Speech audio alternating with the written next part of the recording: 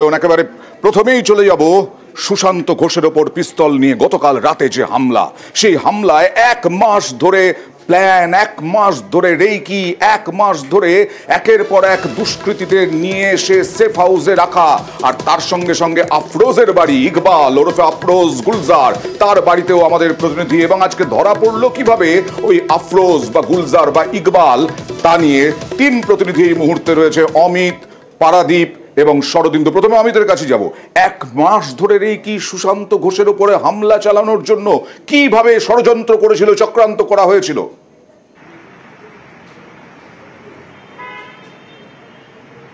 দেখো, হয়তো খুন করার পরিকল্পনা কেন করা হয়েছিল বা কেন টার্গেট সুশান্ত ঘোষ, এই মুহূর্তে তদন্ত করে দেখছে লালবাজার।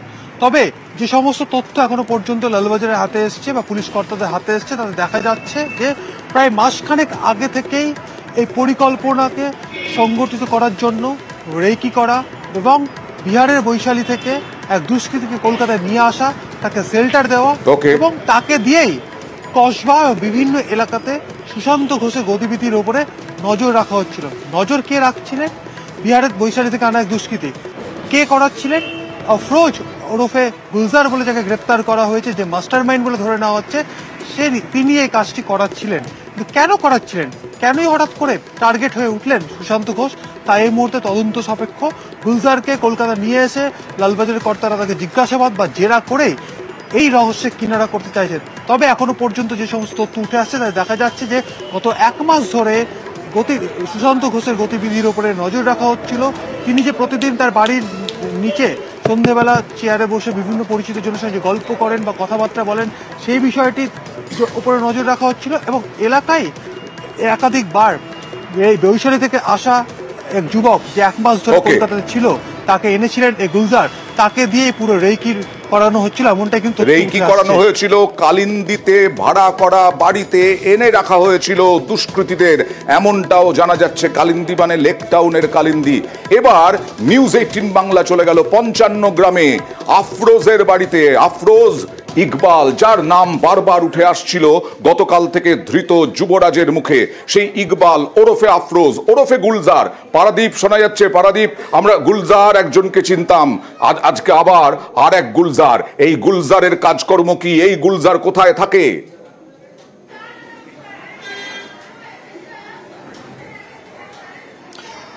প্রথমে দেখিয়ে নেবো, এই হচ্ছে গুলজার। ঠিক, তুমি তো দেখতে পাও ক্যামেরায়, এই হচ্ছে গুলজারের ছবি। এবং এই মুহূর্তে আমি রয়েছি উত্তর 55 গ্রামে, এবং উত্তর 55 গ্রামের গুলশান পল্লীর ভেতরে মার্টিন পাড়া। এবং সেই মার্টিন পাড়াতেই একরকম ঘিঞ্জি এরিয়া, ঘিঞ্জি এলাকা, কিন্তু সেই ঘিঞ্জি এলাকাতেই দুটো ফ্ল্যাটের মালিকানা রয়েছে গুলজারের। এবং এই যে ফ্ল্যাট দুটো আমি তোমায় দেখানোর চেষ্টা করবো। সিঁড়ি দিয়ে উঠে এসে দোতলায় উঠে আসার পরে দুধারে দুটো ফ্ল্যাট, এই একটি ফ্ল্যাট এবং অন্য ধারে এই আরেকটি ফ্ল্যাট। এই দুটো ফ্ল্যাটেরই কিন্তু গুলজারের মালিকানা। এবং গুলজার এলাকার মানুষজন যারা বলছেন, তারা আইডেন্টিফাই করেছেন, হ্যাঁ এই সেই গুলজার, ইনি এলাকায় আসতেন, এই বাড়িতেও আসতেন। আমি সবাই ভয় আতঙ্কে কথা বলতে চাইছেন না, আমি জানি না এবার তিনি কি বলবেন, বাদু বলবেন কিনা। ये जो लड़का है, इसको पहचानता है ना आप? तो इनका भाई का घर है ना। तो अच्छा, तो ये कब आता थे इधर? हाँ, लास्ट कब आए हैं इधर? 10-15 वर्ष पहले, उससे पहले हम नहीं देखे। अच्छा, तो क्या करने आते थे? भाड़ा लेने? नहीं, वो पानी कभी कभी नहीं आता था, तो वही बोलते थे देने के लिए। কি কাজ করতো আফরোজ? তুমি শুনলে যে এই যে ছবি আমরা দেখাচ্ছি, সেই ছবিকে আইডেন্টিফাই করেছেন। একদমই দেখো, এলাকার মানুষজন তারা যেটা বলছেন যে এখানে গাড়ি চালানোর, গাড়ির ব্যবসা করতেন, গাড়ির কাজ করতেন। এবং গত 1-1.5 বছর এখানেই থাকতেন একটা সময় গুলজার। কিন্তু বাবা মা মারা যাওয়ার পরে গত বছরখানেক হলো এই ফ্ল্যাটে আর থাকেন না। এই দুটো ফ্ল্যাট তিনি ভাড়া দিয়ে দিয়েছেন, এবং দুটো ফ্ল্যাটই ভাড়ায় রয়েছে ভাড়াটিয়ারা।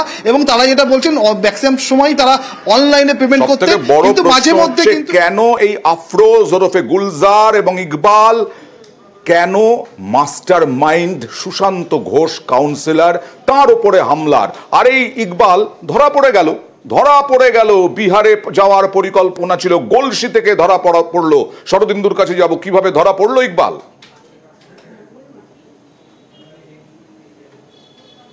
দেখো, এই যে সে এবারে পালানোর চেষ্টা করবে এমন একটা খবর জেলা পুলিশকে দিয়েছিল কলকাতা পুলিশের গোয়েন্দা বিভাগ, এবং সে রেলপথে যাবার ঝুঁকি নেয়নি কারণ সেখানে ধরা পড়ে যেতে পারে, আবার 4 চাকা গাড়িও নেয়নি কারণ হচ্ছে যেহেতু সে নাকা চেকিং হচ্ছে বিভিন্ন জায়গায়, ফলে সে 2 চাকা গাড়ি মোটর সাইকেল ব্যবহার করেছিল। এবং পুলিশের পক্ষ থেকে ফাঁদ পাতা হয়েছিল পূর্ব বর্ধমানের গলসি থানার উড়োচটি এলাকায় 19 নম্বর জাতীয় সড়কে। একেবারে নাকা চেকিং চলছিল এবং কলকাতার নাম্বার প্লেটের মোটরসাইকেল দেখেই পুলিশের সন্দেহ হয় এবং তারা তাকে আটক করে, এবং আটক করার পরই একেবারে সেই যে গুলজার, সেই যে আফরোজ, যাকে এই ঘটনার মূল চক্রী হিসেবে দেখা হচ্ছে, তাকে পুলিশ ধরে ফেলে এবং গলসি থানায় নিয়ে যায়। এরপরই তার ছবি কলকাতা পুলিশের কাছে পাঠানো হয় এবং কলকাতা পুলিশ কনফার্ম করে যে ইকবাল, যে আফরোজ, যে গুলজারকে তারা খুঁজছিল তা এখন পুলিশের হাতে বন্দী হয়ে গেছে। সন্ধেবেলায় একেবারেই কলকাতা পুলিশের একটা টিম এসেছে, তারা এখন তাকে জিজ্ঞাসাবাদ করছে এবং কিছুক্ষণ পর তাকে কলকাতা নিয়ে যাওয়া হবে বলে আমরা পুলিশ সূত্রে জানতে পারি। ওকে।